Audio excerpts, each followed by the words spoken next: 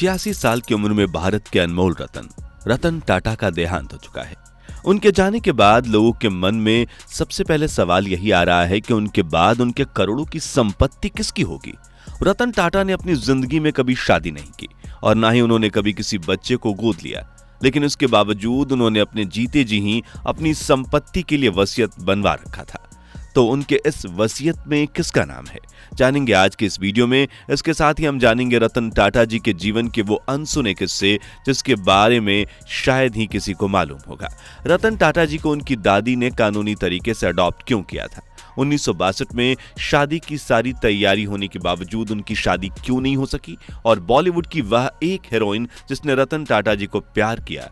तो चलिए शुरू करते हैं आज की यह वीडियो, जानते हैं रतन टाटा जी के जीवन के अनसुने किस्से। रतन टाटा का जन्म 28 दिसंबर 1937 को मुंबई में हुआ था। उनके पिता का नाम नवल टाटा और मां का नाम सूनी टाटा था। आपको बता दें कि नवल टाटा को जमशेद जी टाटा के सबसे छोटे बेटे रतन जी टाटा ने गोद लिया था। नवल टाटा भले ही अडॉप्टेड थे, लेकिन उनका संबंध टाटा परिवार से ही था। नवल टाटा की परदादी जमशेद जी टाटा की पत्नी हीराबाई टाटा की सगी बहन थी।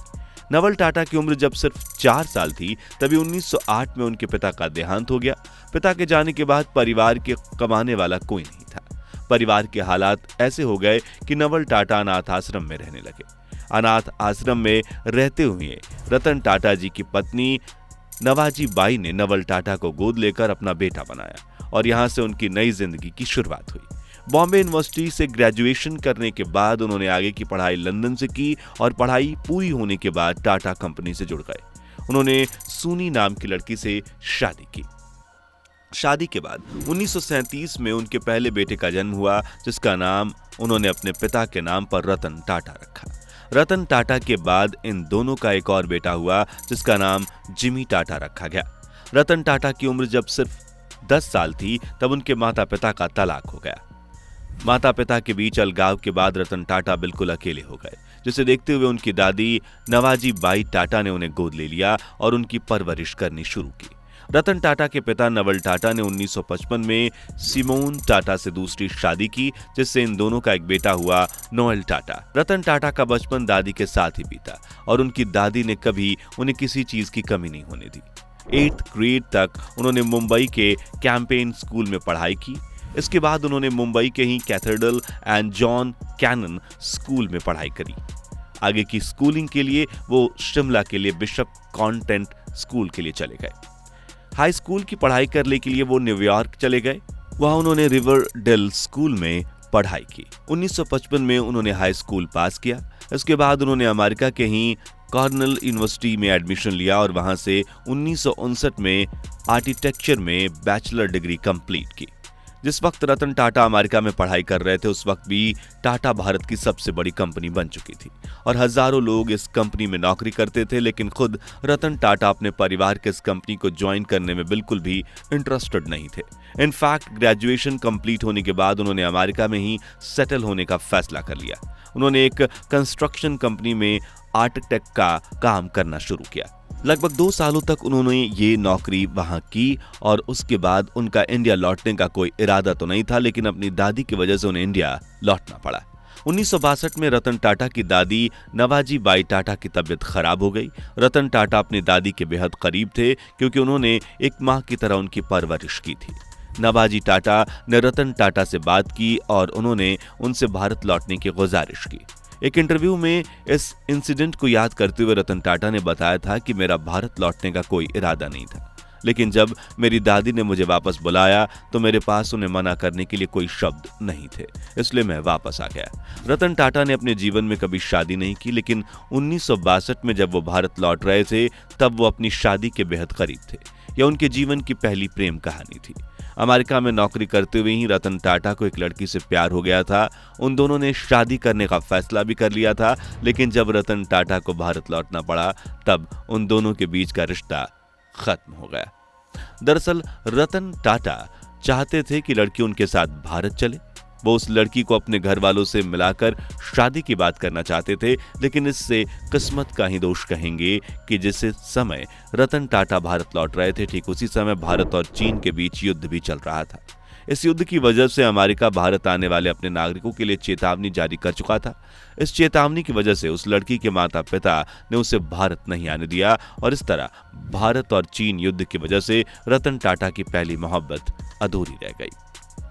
भारत लौटने के बाद उन्होंने अपनी दादी के कहने पर टाटा कंपनी ज्वाइन किया। छोटे पोस्ट से शुरुआत करने के बाद धीरे धीरे अपनी मेहनत और काबिलियत के दम पर वो आगे बढ़ते रहे। 1970 के दशक में टाटा ग्रुप में उन्हें पहली बार मैनेजरियल पोजीशन दिया गया। अपने तरीके से काम करने की आजादी मिलने के बाद इन्होंने टाटा ग्रुप की कंपनियों की रूपरेखा बदलनी शुरू की और कंपनियों को नई ऊंचाइयों पर ले जाने लगे। रतन टाटा के काम से प्रभावित होकर टाटा सन्स के तत्कालीन चेयरमैन जहांगीर रतन जी दादा भाई टाटा, जिन्हें JRD टाटा के नाम से जाना जाता था, ने रतन टाटा को अपना वारिस बनाते हुए उन्हें टाटा कंपनी का अगला चेयरमैन घोषित कर दिया।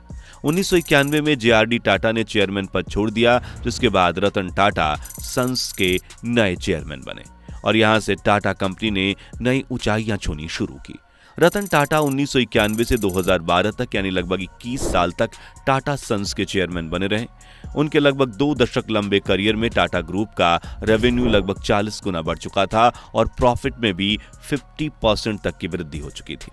रतन टाटा ने अपने कार्यकाल में टाटा ग्रुप को आगे बढ़ाते हुए कई बड़ी कंपनियों को खरीदा। टाटा ग्रुप की टाटा टी ने साल 2000 में ब्रिटेन की सबसे बड़ी चाय कंपनी टेटली को खरीदा। इस कंपनी को खरीदने के बाद आज टाटा पूरी दुनिया में यूनिलीवर के बाद चाय की दूसरी सबसे बड़ी कंपनी है। 2008 में रतन टाटा ने टाटा मोटर्स के माध्यम से लग्जरी व्हीकल्स बनाने वाली Jaguar cars and Land Rovers को खरीद लिया। रतन टाटा के द्वारा इन दोनों कंपनियों को खरीदने के पीछे भी एक दिलचस्प कहानी है। 1999 में जब Tata Motors passengers car segment में सही बिजनेस नहीं कर पा रही थी, तब रतन टाटा ने टाटा मोटर्स को फोर्ड कंपनी के हाथों बेचने का फैसला किया। इस डील के लिए वह अमेरिका गए थे, जहां उनकी मुलाकात फोर्ड के चेयरमैन बिल फोर्ड से हुई। बातचीत के दौरान बिल फोर्ड रतन टाटा पर तंज कसते हुए कहने लगे कि जब आपको कार के बारे में कुछ पता ही नहीं था तो इस बिजनेस में आना ही नहीं चाहिए और मैं टाटा मोटर्स को खरीदकर आप पर एहसान करूंगा। बिल फोर्ड की ये बात रतन टाटा को काफी कांटे की तरह चुभी। वो उसी समय डील कैंसिल करके वहां से वापस लौट आए और उन्होंने ठान लिया कि टाटा मोटर्स को एक सफल कंपनी बनाकर ही लौटेंगे। समय आगे बढ़ा। 2008 में फिर एक डील के लिए बिल फोर्ड और रतन टाटा आमने सामने बैठे थे, लेकिन इस बार फर्क ये था कि बिल फोर्ड अपनी कंपनी बेचने रतन टाटा के सामने आए थे। $2.3 बिलियन में टाटा मोटर्स ने फोर्ड कंपनी से जगुआर एंड लैंड रोवर को खरीद लिया और इसी के साथ रतन टाटा ने 9 साल पहले हुई बेइज्जती का शानदार तरीके से बदला लिया।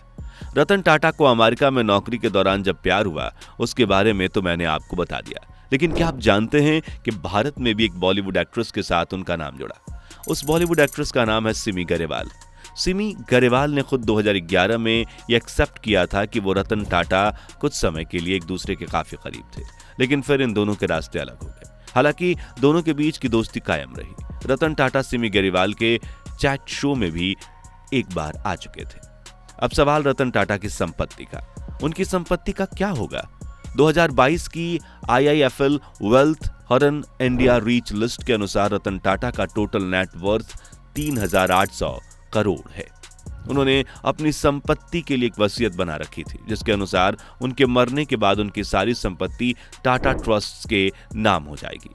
यानी उनकी संपत्ति और उससे आने वाले प्रॉफिट्स का उपयोग भारत समेत पूरी दुनिया में गरीबों और जरूरतमंदों की मदद करने में किया जाएगा। सिर्फ रतन टाटा ही नहीं, बल्कि दान देने के मामले में पूरा टाटा परिवार ही काफी आगे है। आपको जानकर हैरानी होगी कि टाटा सन्स यानी टाटा ग्रुप की लगभग सभी कंपनियों का ऑलमोस्ट 66% प्रॉफिट्स चैरिटेबल ट्रस्ट को डोनेट कर दिया जाता है। इस फंड को टाटा ट्रस्ट के द्वारा मैनेज किया जाता है। टाटा ट्रस्ट में टाटा परिवार के सदस्यों के अलावा अलग अलग क्षेत्र के जिम्मेदार लोगों को शामिल किया जाता है, जो एजुकेशन और हेल्थ समेत हर तरह के जन कल्याणकारी कार्यों में ट्रस्ट के पैसे का उपयोग करते हैं।